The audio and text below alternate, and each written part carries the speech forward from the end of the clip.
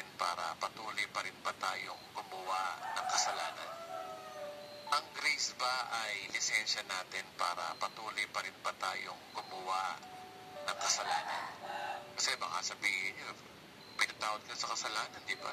Ano yun, naabusuhin mo ang kasalanan? Yan ay controversial na tanong, no? Ang grace ba ay lisensya natin para patuloy pa rin ba tayong gumawa ng kasalanan?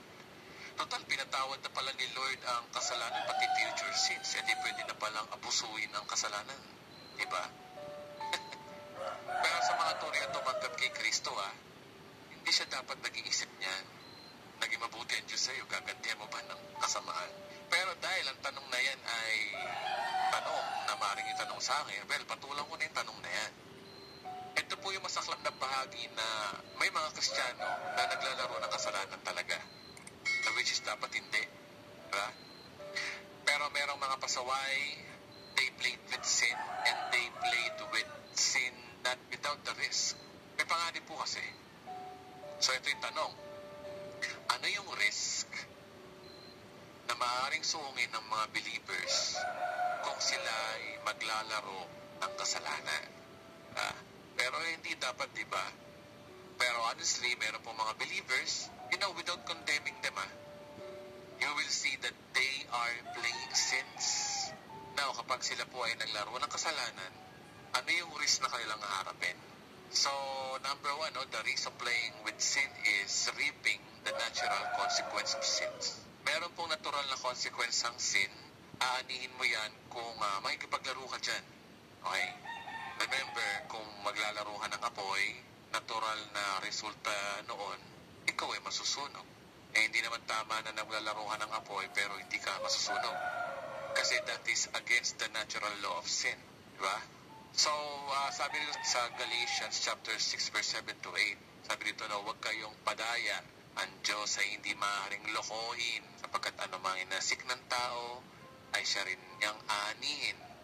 Sapagkat ang naghahasik para sa kanyang sariling laman ay mula sa laman mag-aani rin siya ng kasiraan. Yun ang consequence. Subalit ang mag-ahasik sa Espiritu, mula sa Espiritu ay mag-aani ng buhay na walang hanggan. Ang linaw-linaw po ng verse na yan, na sinasabi, mga kapatid, na hindi natin magugoyo ang Diyos. Diba? Kaya nyo ito mga kapatid, ganito po yan.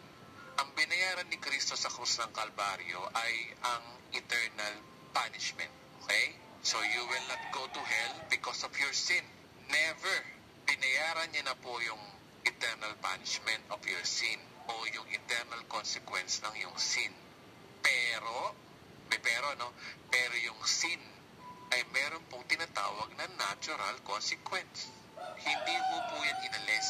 Bakit? Kasi safeguard po yan para sa mga taong who just think to, to play with sin. The issue is not going to hell. The issue is hell will go to you. That is the issue in life.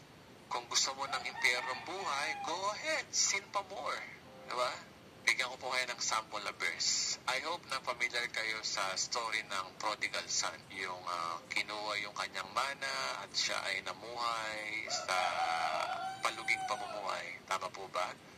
So look at this verse. Sabi rito, sinabi ni Jesus, may isang tao na may dalawang anak na lalaki. Sinabi ng nakakabata sa kanyang ama, Ama, ibigay mo na sa akin ang bahagi ng kayamanang nauukol sa akin. At after noon, hinati niya sa kanila ang kanyang pag-aari.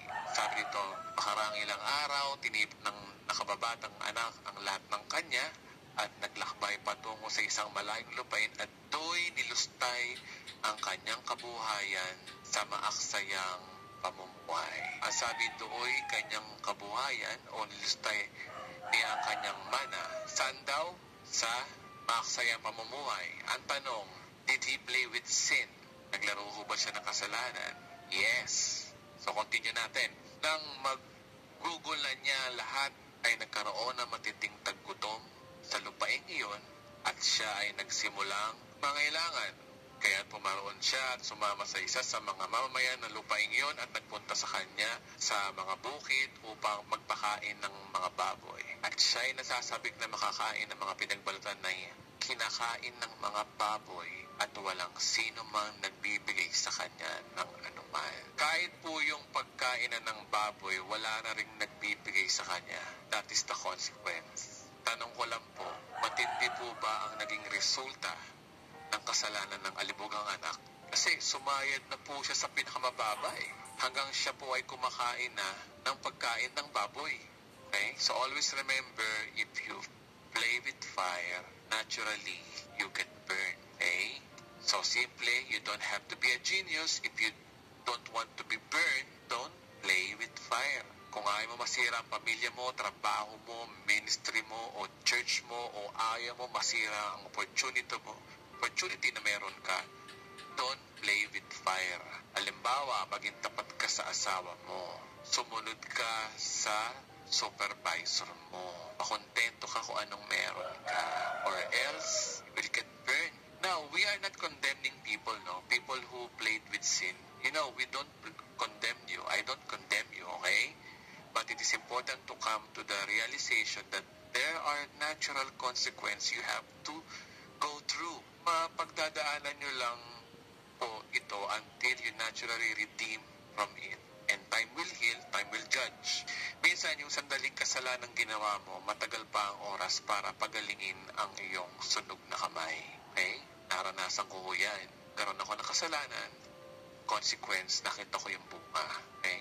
May isa pang verse dito, Pagkatapos ay natagpuan siya ni Jesus sa templo at sinabi sa kanya, tingnan mo, ikaw ay gumaling na, huwag ka na magkasala, baka may mangyari pa sa iyo ng lalong masama. Si Jesus ay nagpagaling, sa templo. Sabi niya rito, yan na, magaling ka na. So, huwag ka nang magkasala. Baka may mangyari pa sa iyong lalong masama. So, Christ knows that there is a risk if they continue to play with sin. Alam niyo yung natural consequence of sin kaya sinabi ni Kristo, okay? Wala akong karma-karma o magic-magic. It's only natural, ba?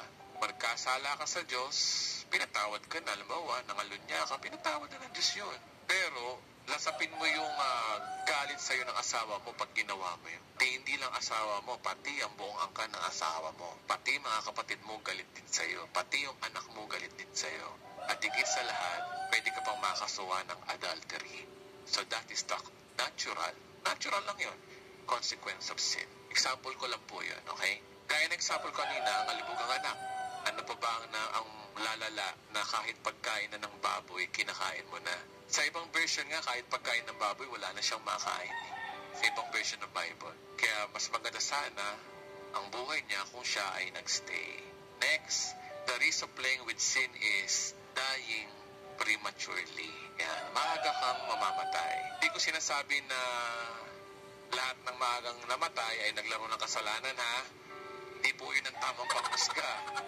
Baka mamaya, ikaw, pastor ka, may mapuntahan ka na burol na maagang namatay, tapos ikaw yung nagne-necro preacher ng service, tapos sinabi nyo, etong namatay na ito ay naglaro ng kasalanan. Palagay ko mamaya-maya lang, dalawa na ang patay. Kasi patay ka rin dun sa mga kamag-anak niya. Mahirap po yun, hindi po yun ang paghusga. Kaya nga lang, ang totoo, ito ay isa sa consequence na maagang pagkamatay. Tingnan niyo po, napapakita ko sa inyong verse. Sa 1 Corinthians chapter 5, verse 5. Ito pong story nito, ito yung miyembro ng simbahan ng Corinto na nakita na nakiapit sa asawa ng kanyang ama. Grabe, that is miserable. Sexual sin ang pinasok itong mamang ito eh. Nakiapit siya at pinatos niya yung kanyang stepmother o asawa ng kanyang ama. Ang sabi ni Pablo, ganito 1 Corinthians 5 verse 5, ibigay ninyo ang ganyang tao kay Satanas. Oh, grabe. Sa'y kawawasak ng kanyang katawan upang ang kanyang espiritu ay maligtas sa araw ng Panginoong Jesus. So, kung babasahin yung context na ito, pinapa-excommunicate to na ikawawasak ng kanyang katawan ang sinabi dito eh. The Bible explain itself na ikawawasak ang kanyang katawan. Sabihin, mabuti pa mamatay na yan. Pero ang sabi niya, upang ang kanyang espiritu ay maligtas sa araw ng Panginoong Jesus. Tingnan ito, grabe ito, Grabe itong verse na to, Nakita niyo po ba na ligtas pa rin? Diba? Yung tao. Kung palagay ko kung kayo ang Diyos, baka hindi niyo matanggap ito Siguro sabihin niyo, grabe, ligtas ba yan? Baka siguro ikaw ang ay nasa langit, baka ipagtabuyan nyo pa nga yan, di ba? Di mo matanggap na nakagawa ng kasalanan tulad yan ay maliligtas. Ganun talaga ang biyaya. Ganun ang biyaya ho ng Diyos. That is God's amazing. Ito ko may sabi niya, Bible po may sabi niya, no? Sabi niya, no? Mabuti pang mamatay na yan para sinasabi kawawasak na katawan upang ang kanyang espiritu ay maligtas sa araw ng Panginoon. So ano yung purpose? Bible po may sabi, hindi ko pasahin niyo maigi. So maluba ang kanyang naging kasalanan, pero when sins abound, grace abounds even more. Amen po ba? Because grace is greater than sin. Ligtas pa rin o hindi? Pero may panganib. Ibigay ang kanyang katawan kay Satanas para si kawasak ng kanyang katawan. Pagpasaway ka, maaga kang madadali. Kasi matagal lang pinatitigil ka na dyan sa bisyo mo, ay mong tumigil Yosi pa more, ayun, napaga ka. Sa mahaba pang buhay mo, which is natural consequence lang namin. Pag-yosi ka na mag-yosi, sinadmit na nga ng mga manufacturer niya that the cigarette is dangerous to your health. Sige ka pa ng sige. Okay? So you have stopped sinning o mas malala pa ang mangyayari sa iyo. Finally, number 3 tayo. Sabi doon sa number 3, the risk of playing with sin is losing your eternal rewards. Tandaan ang kaligtasan ay hindi premyo, kundi ang kaligtasan ay biyaya o regalo. Hindi nawawala ang kaligtasan dahil regalo nga ng Diyos. Pero kapag ikaw po ay naglaro ng kasalanan at hindi mo sinupil ang iyong katawan, yun. Kasi dapat supili ng katawan disiplinahin Meron ka mga hilig ng katawan na hindi umaayon sa kagustuhan ng Panginoon.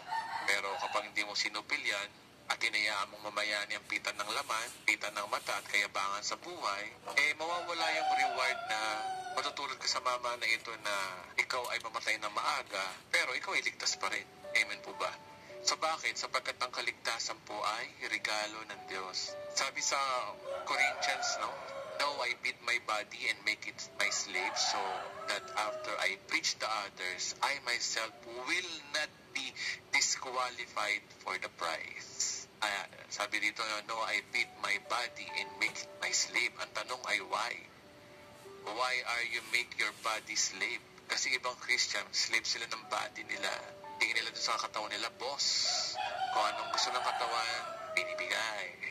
Boss, kumain ka na boss. Tara, kain tayo boss, kahit bawal sa'yo. Sinabi na ng doktor na bawal ang baboy, sige ka pa. Kaya, ito real talk. Panonood ng pornography.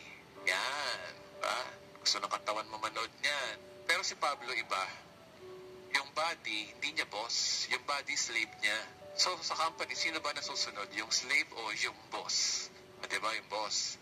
So sabi dyan, no, I beat my body and make it my slave so that after I have preached to others, I myself will not be disqualified for the prize. So no one can be disqualified from the gift, which is yung salvation. Gift nga ang kaligtasan ay regalo. Sino ba sa atin nagre-regalo na kapag naiinis binabawi? So ang regalo tapos babawi. Hindi magandang ugali yun. Pero meron ding tao talaga na kapag regalo ay regalo. Walang bawian. Regalo nga Tao lang ang bumabawi ng regalo sa binibigyan. Ang Diyos kapag nagregalo, binabawi ba niya? Of course, hindi. Pero ang topic ko dito ay yung reward. You can be disqualified sa reward. After you save, your good works will be counted as a reward sa judgment seat of Christ. We do good works for the rewards. Okay?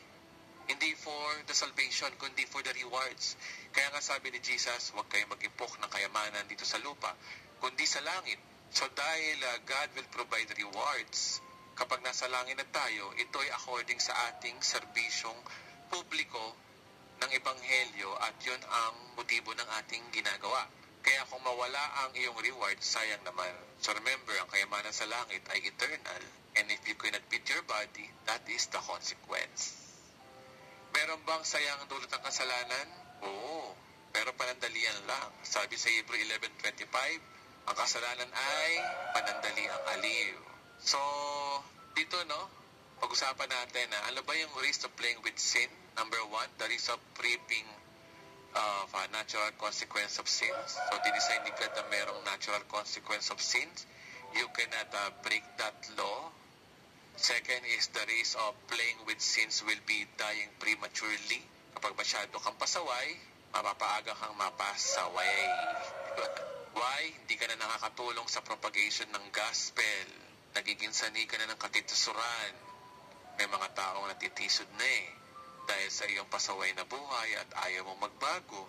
Na kung nagkamali ka po, ay hindi po yun ang issue Pwede naman po tayong tumayo at magbago at ayusin sapagkat walang di kaya ng biyaya ng Diyos. Amen po ba? Pero if you keep and keeping on, dyan ka magtuloy, maaaring mapaaga kang mamatay. At number 3, the risk of losing your rewards, the third consequence. Sayang naman, Sayang naman. Meron kang rewards, so mong itapon. Diba? So, panandali ang sa'yo ng dulot ng kasalanan. Kaya kapag yung tukso ay dumating, tanggihan mo, Brad. Tanggihan mo, sayang yung rewards.